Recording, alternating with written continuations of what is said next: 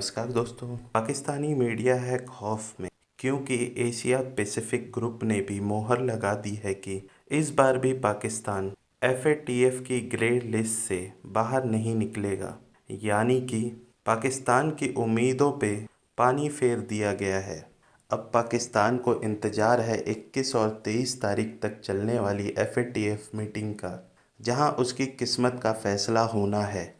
हालांकि पाकिस्तानी मीडिया ये भी दावा कर रही है कि पाकिस्तान ब्लैकलिस्ट नहीं होगा क्योंकि उसके अब्बाजान, चाचा और फूफा बैठे हुए हैं, यानी कि चाइना, मलेशिया और तुर्की, जो उसे अपना वोट देके ब्लैकलिस्ट होने से रोक सकते हैं।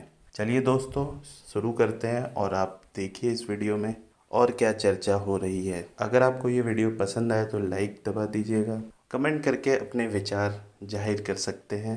अगर आप इस चैनल पर नए हैं तो सब्सक्राइब बटन के साथ नोटिफिकेशन बेल ज़रूर दबाइएगा, क्योंकि आपको आने वाली सारी नई वीडियो की अपडेट मिलती रहेगी।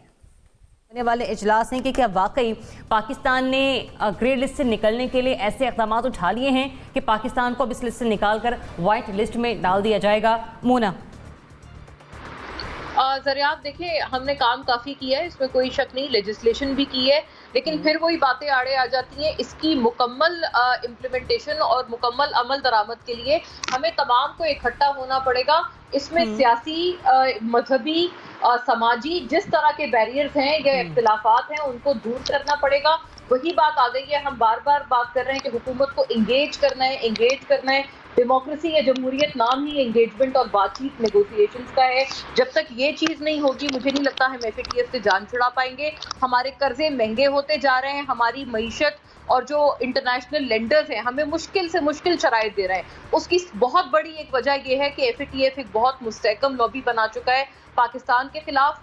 टर्की और मलेशिया के होते हुए हम ब्लैकलिस्ट तो नहीं होंगे, लेकिन अभी मौजूदा हालात में मुझे हमारा ग्रे लिस्ट से भी हटना मुश्किल लग रहा है। मैं नहीं समझती, हमारे इकदामात बेशक काफी हैं, लेकिन जो हमारी तरफ से एक आवाजें जा रही हैं, पाकिस्तान की तरफ से जो एक परसेप्शन या एक नैरेटिव जा रहा है, वो मुझे लगता है काफी डैमेजिंग है। एक दाएं तरफ जा रहा है, एक बाईं तरफ जा रहा है, कोई आपस में मेल मिलाप नहीं है हमारा, पॉलिटिकली स्पीकिंग, मजहबी के तौर पर भी नहीं है, समाजी तौर पर भी नहीं है।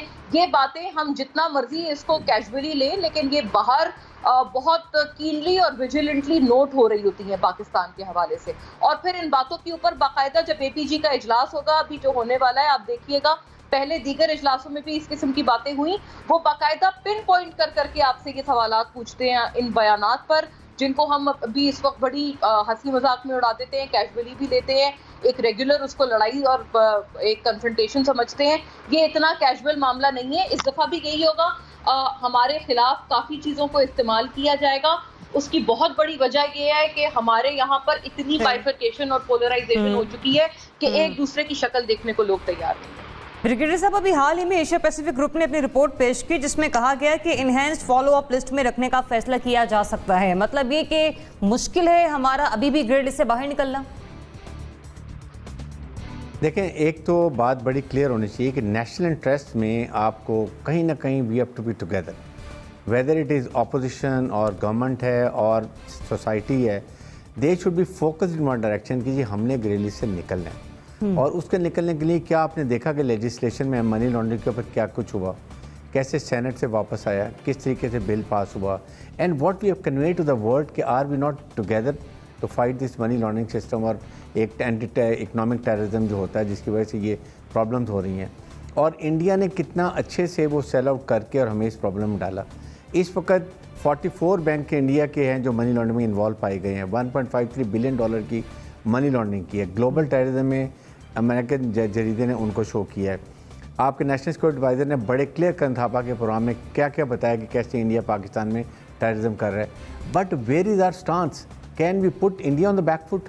क्या हमने इंडिया को करने के लिए, जिसने हमें डाला, हमने क्या इकदाम किया? क्या हमने इससे पहले कोई अपडोजर तैयार कर लिया है? क्या हमने फैक्ट एंड फिगर बना लिए हैं? Are we going to United Nations और एफएटीएफ में जाके इंडिया को डालें? जी, इंडिया एक कोई ठीक है कि बहुत मुल्कों के तजारती इंटरेस्ट हैं, but then it's not doesn't mean कि हम बिल्कुल छोड़ ही दें। We have to very offensive. और फिर आपको अमेरिका की टेसिट अप्रूवल चाहिए। जब तक अमेरिका चाहेगा पाकिस्तान ग्रे लिस्ट में ही रहेगा, पाकिस्तान में प्रेशर रहेगा। पाकिस्तान इकोनॉमिक CPEC के मामले में जब तुम अग्रेसिव और इसको लगे रहेंगे बनाने के लिए, हमारे पास ये प्रेशर चलते रहेंगे। Nobody want Pakistan being a nuclear country should become economical viable. That is the best thing. हम चाहते हैं कि हमें ऑक्सीजन दें, IMF वर्ल्ड के लोन दें, हमें और उसमें फंसाते जाएं और हम उनकी मर्जी के फैसले करते रहें। इसके लिए as a nation we have to fight कि हम इसका हल को निकाल लें, बेहतर हल निकालें और इसके लिए दुनिया को बताएं कि पूरी कौम जगजा है मनी लॉन्ड्रिंग को और इकोनॉमिक टेररिज्म को रोकने के लिए। इब्राहिम, भारत सदारत है उसके पास इस इजलास की। अमेरिका का मामला अफ़गानिस्तान और पाकिस्तान के हवाले से वहाँ पर उसके मफादात जुड़े हैं। हमने इक़दामात कर लिए काफ़ी कि हम इन सब चीज़ों को काउंटर कर सकेंगे? देखें, मनी लॉन्ड्रिंग पे और टेरर फाइनेंसिंग पे हमने क्रैक डाउन तो किया है और काफ़ी इकदाम किए हैं, लेकिन आप FATF का जो एशिया पैसिफिक ग्रुप है उसकी अगर आप रिपोर्ट पढ़ें तो वो कह रहा है कि आपने इकदाम तो किए हैं और 40 में से 2 ऐसे इकदाम हैं जिनके ऊपर आप कह सकते हैं कि मुकम्मल अमल दरामद है। हम उनको अप्रिशिएट करते हैं, लेकिन उसके बावजूद जो टर्म यूज़ की गई है कि एनहांस्ड फॉलो अप लिस्ट में उसको डाल दिया गया पाकिस्तान को, और ये बड़ा रिलाई करता है कि FATF के इजलास में जो फैसला होना है उसमें एशिया पैसिफिक ग्रुप ने क्या रिपोर्ट दी है। अब लास्ट फेब से लेकर और ये अक्टूबर तक पाकिस्तान ने जो इकदाम करने थे, जो कानून साजी करनी थी वो तो की, लेकिन डिप्लोमेटिक फ्रंट पे हमने कुछ नहीं किया।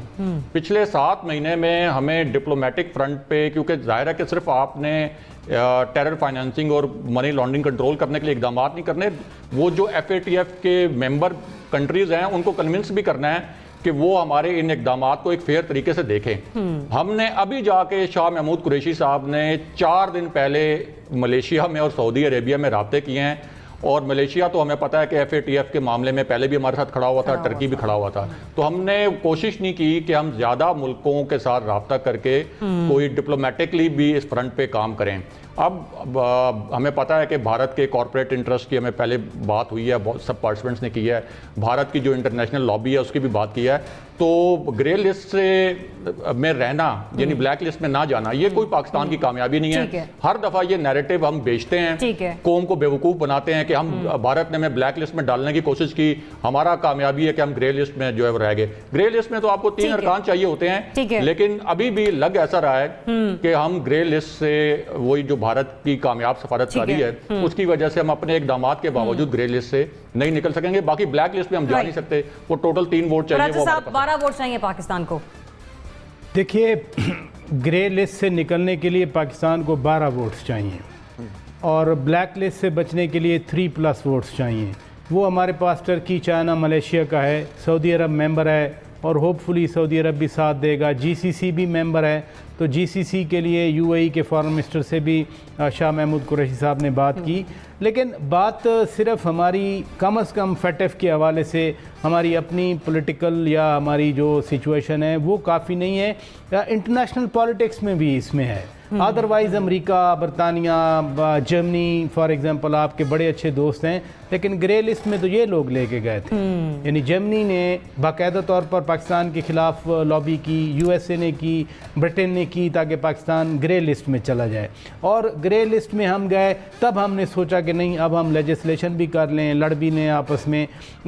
टेरर फाइनेंसिंग की वजह से ग्रे लिस्ट में हम गए हैं, एंटी मनी लॉन्ड्रिंग की वजह से ग्रे लिस्ट में नहीं गए। एंटी मनी लॉन्ड्रिंग को इनडायरेक्टली कहा गया कि ये टेरर फाइनेंस के लिए पैसा इस्तेमाल होता है, लेकिन यहाँ तो हम कहते हैं कि जो फलां सियासतदान ने मनी लॉन्ड्रिंग के ज़रिए बाहर भेजा, TTs के ज़रिए बाहर भेजा, TTs के ज़रिए अंदर आए। तो जो पॉलिटिकली इसको हम इन्वॉल्व करके मोटिवेशन हमारी दूसरी बन जाती है, उससे हम मिसडायरेक्ट होते हैं, उससे हम अपनी डायरेक्शन से हट जाते हैं। लिहाजा अभी मैं नहीं समझता कि प्लेनरी जो शुरू हो रही है इसमें टोटल 38 मेंबर्स होंगे। लास्ट मिनट में बुखारी साहब को कमेंट ले लूं। बुखारी साहब को क्लियर प्लीज।